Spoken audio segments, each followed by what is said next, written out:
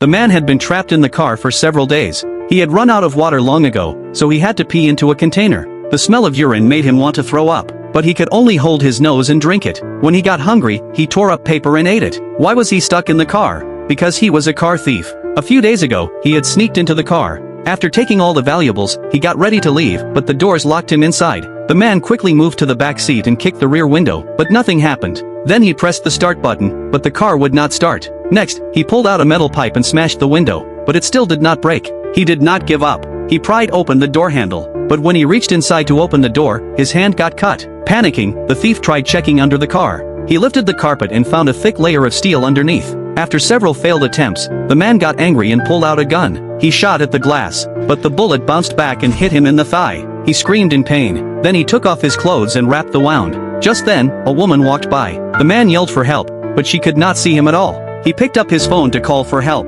but as soon as he held it to his ear, the phone died. He felt hopeless. He could not sleep in the car. His leg hurt badly. The next day, with no water left, he gathered the moisture from the glass and licked it. Then he kept trying to pry open the car door. Suddenly, the car's screen lit up. A phone call came through. It was the owner. The owner said his car had been stolen 28 times, so he installed a remote lock system. The car was also fully protected against theft. To punish the man, the owner turned on the air conditioner and set it to the lowest temperature. The man began to shiver. He took off the bandages and wore his clothes again. He used a floor mat to cover the cold air vents and stuffed torn newspaper into smaller vents. But he still felt freezing. The owner did not want to kill him, so he later turned off the cold air. Then the owner called again. He asked for the man's name and ID number. The man told him the truth. To reward his honesty, the owner said there was a bottle of water in the trunk. The man rushed to the trunk and drank the precious water. At that moment, a police car stopped in front of him. The man saw hope. He would rather be in jail than stay in the car. He shouted for help and kept banging on the windows, trying to get the police's attention, but the officer could not hear him.